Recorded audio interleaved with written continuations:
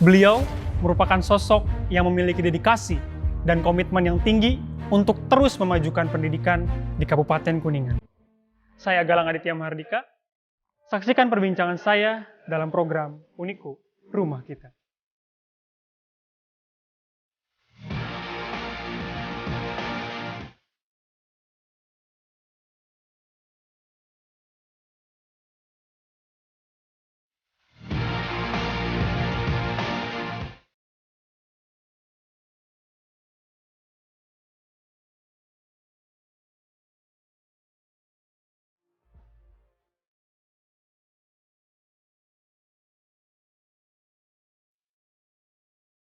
Assalamualaikum warahmatullahi wabarakatuh.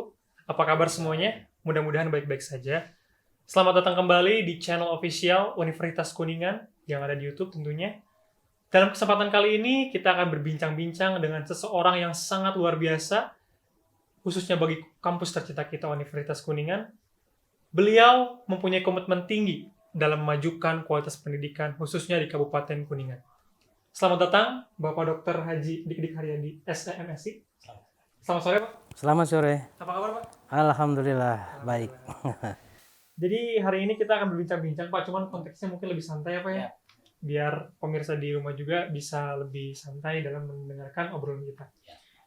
Sebelumnya kami ucapkan selamat, Pak, atas terpilihnya kembali menjadi Rektor Universitas Kuningan periode 2021-2025. Semoga Bapak bisa terus membawa Uniku menjadi kampus yang membanggakan bagi kita semua, Amin. Kabupaten Kuningan. Baik, Pak. Untuk pertanyaan pertama, akhir-akhir ini kan kita sering melihat atau mendengar slogan di mana slogan itu berisi tentang suatu kata yang sangat mungkin powerful atau kuat, yaitu kalimatnya Uniku Rumah Kita. Nah, Bapak bisa nggak jelaskan kepada kita apa sih filosofi sebenarnya dari Uniku Rumah Kita? Iya, baik, terima kasih. Memang dalam beberapa waktu, khususnya dalam masa periode kepemimpinan saya selalu mengedepankan slogan Uniku Rumah Kita Bersama. Nah, sebetulnya filosofi dari slogan ini diilhami atau didasari oleh semangat dari para pendiri Uniku dari sejak awal. Sebagaimana diketahui bahwa Uniku itu dibangun dari kebersamaan. Jadi semangat kebersamaan ini ada semangat yang terus ditanamkan oleh beliau-beliau para pendiri Uniku dulu. Nah, kemudian saya memiliki keterpanggilan untuk melestarikan nilai-nilai ini. Nah, sehingga diwujudkanlah dalam sebuah kata atau mungkin slogan ya, Uniku Rumah Kita Bersama. Maknanya sebetulnya sederhana.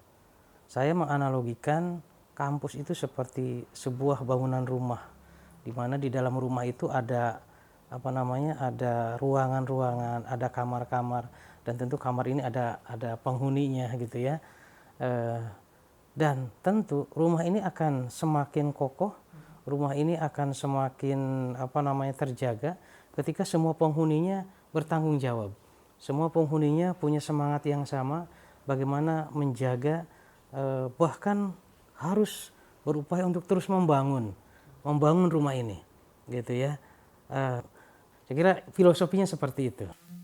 Wow, luar biasa sekali pemirsa. Jadi Bapak Dik ini memilih slogan Uniku Rumah Kita itu sebagai suatu pengibaratan bahwa Uniku itu rumah kita bersama, di mana kita harus membangun, bergotong royong, dan membuat keluarga di rumah ini menjadi lebih harmonis tentunya untuk di masa yang akan datang. Dan saya mengutip kata-kata Bapak tadi bahwa ada warisan, atau kalau dalam bahasa Inggrisnya legacy. Jadi kalau legacy, ketika kita mewarisi suatu hal yang luar biasa dari pendahulu-pendahulu kita, insya Allah kita akan terus merasakan manfaatnya dan terus berkembang untuk kedepannya. Luar biasa sekali Bapak.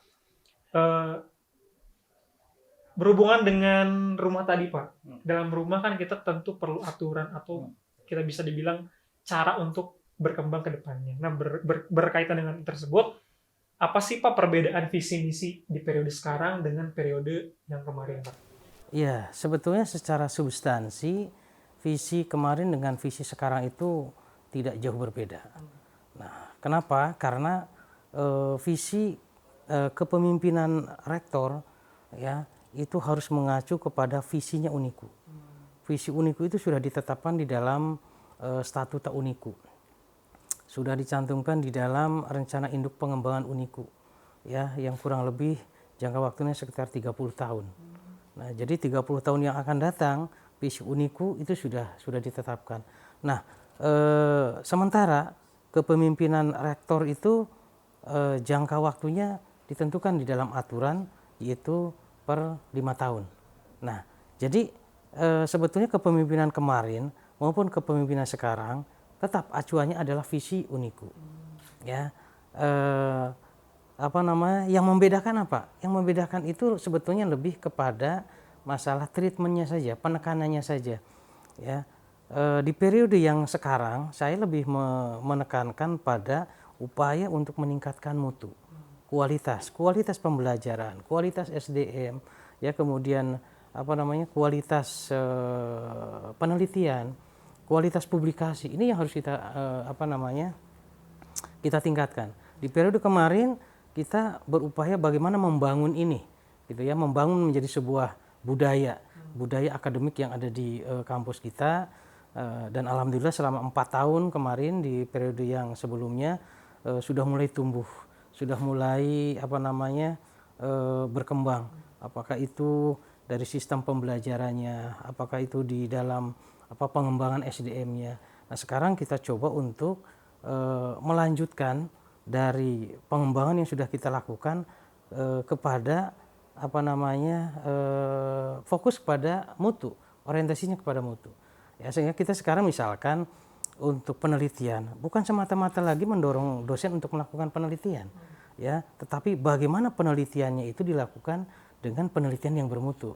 Publikasi juga demikian, bukan lagi sekarang kita mendorong dosen untuk melakukan publikasi hasil penelitian, tetapi bagaimana publikasi itu dilakukan pada jurnal penelitian yang lebih berkualitas gitu. Ya, itu penekanan kita sekarang. Mudah-mudahan dalam kurun waktu 5 tahun ke depan ini bisa apa namanya diwujudkan sehingga Uniku apa namanya bisa menunjukkan progres yang semakin meningkat. Itu harapannya. Berkaitan dengan hal tersebut, ketika kita ingin membuat Uniku menjadi lebih berkembang lagi ya Pak ya.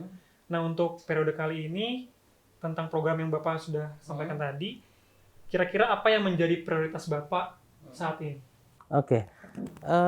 Di apa namanya di periode yang sekarang 5 tahun ke depan sekali lagi kita mengacu pada visinya, ya visinya tetap menjadi universitas yang unggul sesuai dengan visi Universitas Kuningan dengan meningkatkan apa namanya mutu akademik, produktivitas akademik begitu ya.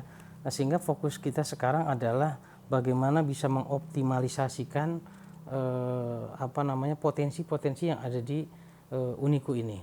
Ya, seperti yang saya katakan tadi, kita apa namanya mendorong penelitian-penelitian di Uniku ya dengan lebih berkualitas lagi. Kemudian kita juga mencoba untuk meningkatkan proses pembelajaran. Seperti kita ketahui bahwa sekarang memang kondisinya sedang pandemi COVID-19 ya. Tapi tidak ada alasan bagi kita untuk terus memperbaiki proses ini. Nah, salah satunya adalah dengan bagaimana kita meningkatkan kualitas pembelajaran secara daring. Ya, kalau misalkan di awal-awal pandemi kita melakukan proses pembelajaran daring dengan apa namanya belum terintegrasi gitu ya, ya karena apa namanya situasi dan kondisi. Sekarang kita akan kita fokuskan dan kita tingkatkan kualitasnya sehingga harapannya adalah bahwa walaupun pembelajaran dilakukan secara daring tapi tidak mengurangi seperti halnya pembelajaran dilakukan secara tatap muka. Demikian juga kualitas apa namanya SDM-nya. Kita dorong dosen-dosen kita untuk melanjutkan ke jenjang apa namanya S3 ya. Sekarang kita sudah punya 33 orang dosen dengan kualifikasi doktor, kemudian ada 32 sekarang yang sedang melanjutkan S3, dan tahun sekarang kita dorong lagi. Ya, sudah ada sekitar 20 orang dosen yang siap untuk melanjutkan ke S3.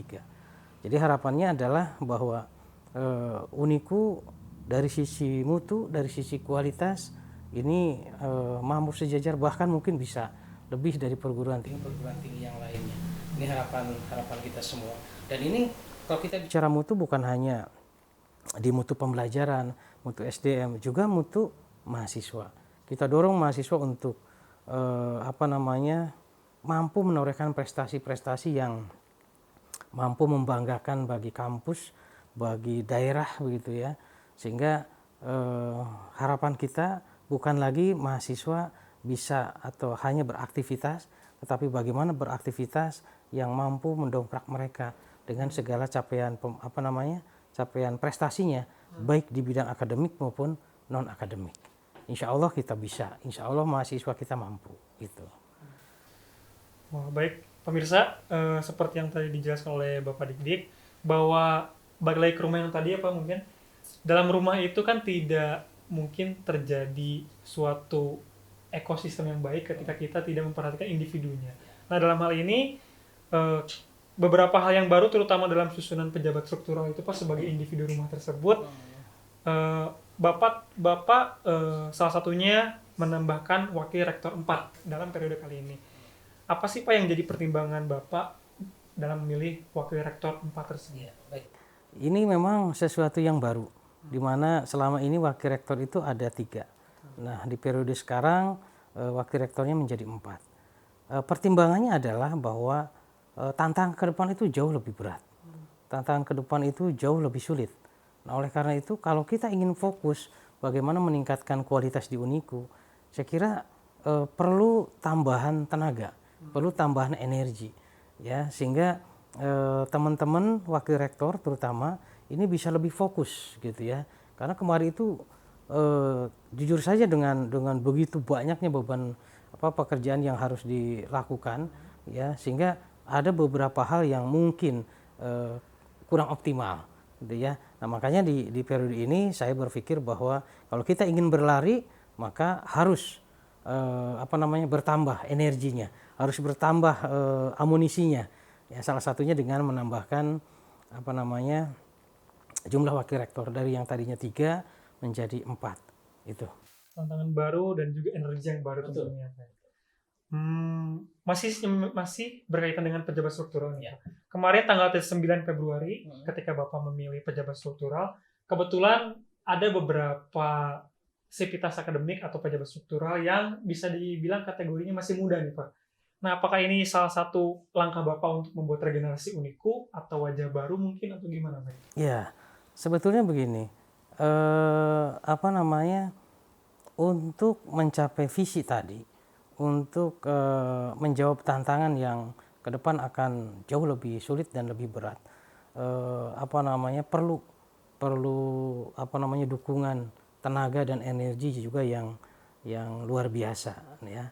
Nah, oleh karena itu saya kira dengan mungkin munculnya beberapa orang yang dianggap mungkin muda begitu ya, tentu ini tidak dilakukan secara tiba-tiba, tidak dilakukan secara spontanitas seperti itu, tapi ini didasarkan pada sebuah pemikiran dan sebuah pertimbangan yang cukup matang, ya. Saya dengan rekan-rekan pimpinan yang semuanya didasarkan kepada kompetensi, ya, artinya bahwa orang-orang yang diberikan kepercayaan untuk menduduki jabatannya masing-masing itu kita anggap memiliki kompetensi yang memadai untuk menjalankan tugas-tugas yang menjadi tanggung jawabnya. Nah, harapan kita adalah tentu mereka-mereka yang diberikan amanah untuk mengemban jabatannya masing-masing di